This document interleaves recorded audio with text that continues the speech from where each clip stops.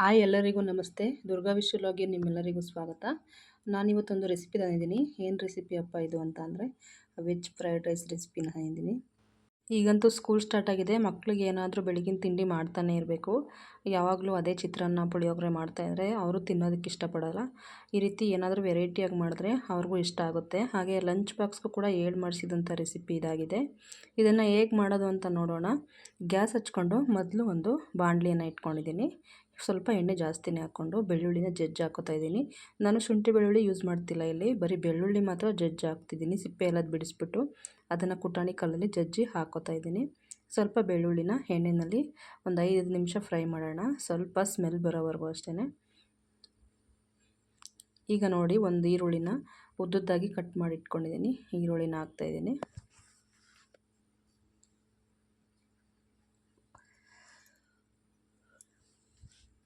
ಒಂದು 6 ಹಸಿಮೆಣ್ಸಿನ್ಕಾಯನ್ನು ಹಾಕ್ತಾಯಿದ್ದೀನಿ.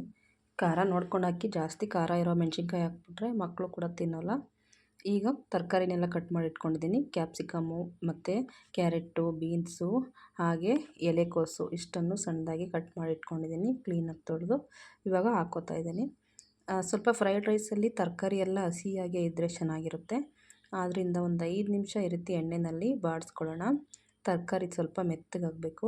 ಜಾಸ್ತಿ ಹಸಿದಾದರೂ ತಿನ್ನೋಕ್ಕಾಗಲ್ಲ. ಆದ್ದರಿಂದ ಒಂದು 5 ನಿಮಿಷ ಎಣ್ಣೆಯಲ್ಲೇ ಫ್ರೈ ಮಾಡ್ಕೊಳ್ಳೋಣ.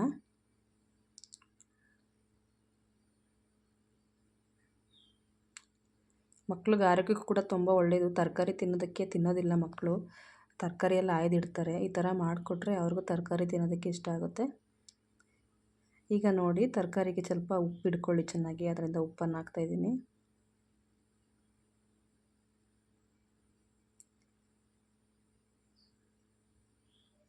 ಉಪ್ಪು ಹಾಕಿ ಸ್ವಲ್ಪ ಚೆನ್ನಾಗಿ ತಿರುಬಾನ ಮಿಕ್ಸ್ ಮಾಡಿದ್ರೆ ಉಪ್ಪೆಲ್ಲ ಚೆನ್ನಾಗಿ ಹಿಡಿಯುತ್ತೆ.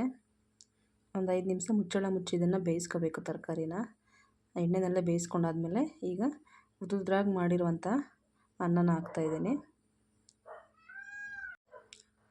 ಅನ್ನ ಸ್ವಲ್ಪ ಉದುದ್ರಾಗಿ ಮಾಡಿ ಸ್ವಲ್ಪ ಆರಾಕ್ಬಿಟ್ಟು ಇಟ್ಕೊಂಡ್ರೆ ಚೆನ್ನಾಗಾಗುತ್ತೆ. ಸೊ ನನಗೆ ಸ್ಕೂಲ್ ಮಕ್ಳಿಗೆ ಟೈಮ್ ಆಗಿದೆ ಅಂತ ಬಿಸಿ ಅನ್ನನೇ ಹಾಕ್ಕೋತಾ ಇದ್ದೀನಿ.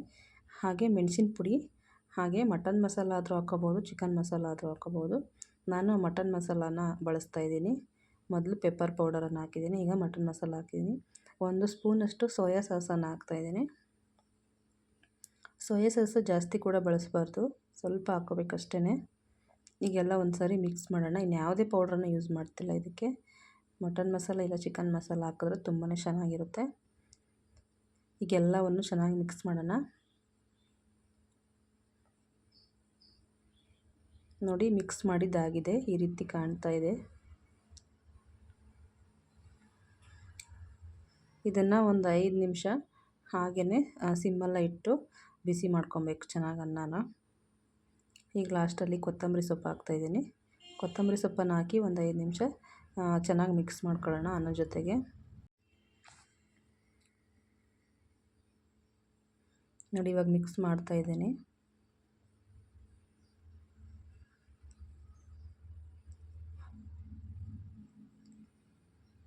ಈಗ ಸರ್ವ್ ಮಾಡೋಣ.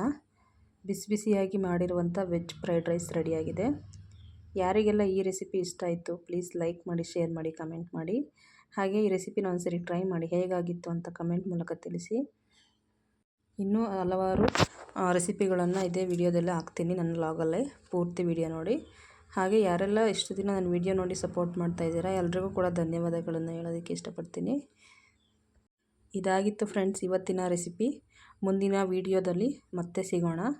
ಎಲ್ರಿಗೂ ನಮಸ್ಕಾರ. Thank you for watching.